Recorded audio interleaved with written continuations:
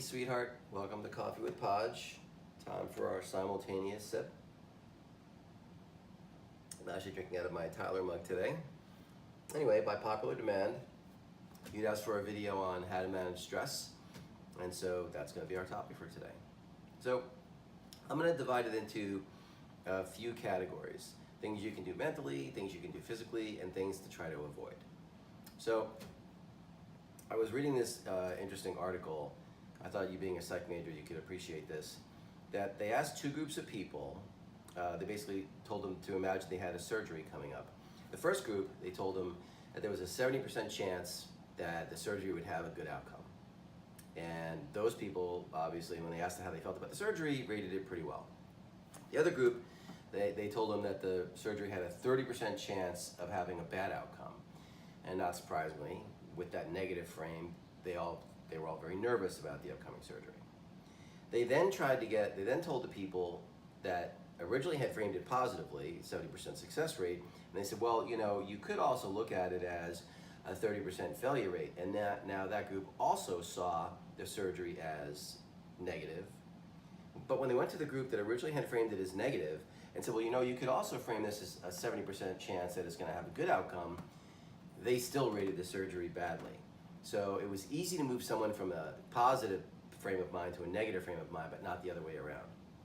And so that's just important to understand in general, that that's the way our brains work. And like everything else, going to the gym, getting stronger, the more you practice something, the better you will get at doing it.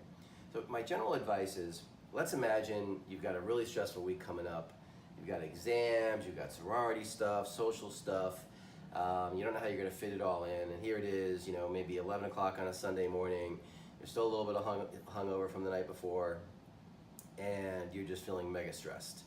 Well, my advice is to do a whole bunch of physical things that all, sort of help you reframe yourself mentally. So believe it or not, chewing gum helps a lot. Doing any kind of exercise helps a great deal. Listening to music, laughing. Smelling things like lavender and peppermint, things that sort of help soothe and relax you. So my advice is, you're feeling all stressed out on a Sunday morning, pop in some gum, put on some music, go for a nice hike or a nice run, and here you've crammed a whole bunch of those positive things, all at the same time.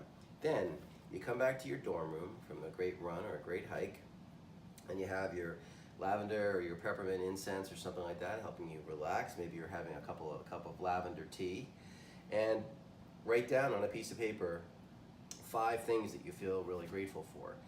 You would be shocked. Let's say that whole process took you an hour. How your frame of mind would be completely different. Now, I want to also warn you though, there's some things you want to stay away from, right? So, smoking, doing the Juul, eating really bad food, taking a nap, all that stuff is going to put you in a negative direction. So be cognizant of the things you're going to do and the things you're trying to avoid. Put your phone in airplane mode for an hour while you're studying, whatever it might be. Stay away from all this mental activity coming in, and try to set your mind to work on the things that are stressing you out. Because ultimately, things that are stressing you out fall into 2 buckets. Things you can do something about and things you can't. And what you've got to focus your energy on is, you got to let go of those things that you cannot affect and focus your energy on the things you can. Just that alone will make an enormous difference. And the other thing that I've learned about you over time is you do a particularly good job of keeping yourself in sort of a negative feedback loop, where you really fixate on negative thoughts, and you've just got to train yourself, when you feel yourself doing that, reinforcing the negative thought, whether it's a fight you have with someone or whatever it is that you have rolling in your mind over and over again. You've got to sort of break that repetition and go, like I said, go for a run, meditate, whatever.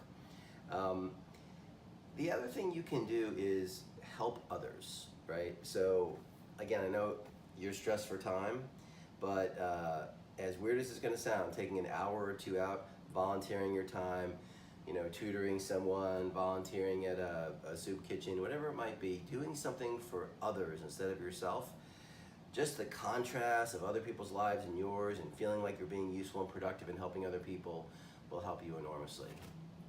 And then the last thing I wanted to say is you've got to see yourself as capable, right? Because you are, right? But it's like the lens through which you see everything that's happening around you. Do you come at it from a place of, yeah, I got this, I'm gonna, go after it? Or is it, I'm a victim, all these things are happening to me, how am I gonna possibly manage through this? I mean, look, you've had enough experience in your life at this point. Here you are off in a new school, and even though you were super stressed about all of it, were you going to get into a sorority you liked? Were you going to make friends? Were you going to be able to, do okay in your courses? All that stuff. Well, you were stressed about all of it, and it's all turned out pretty well. And so what I want you to think about is when you're stressed about something that seems overwhelming and how am I possibly going to get through this, remind yourself about, starting off at school and how you had all these challenges and you've been able to overcome almost all of them. So anyway, that's the end of my my pontificating for the day. So one more simultaneous sip. I love you and I miss you, and I can't wait to see you in a couple weekends. Have a great day.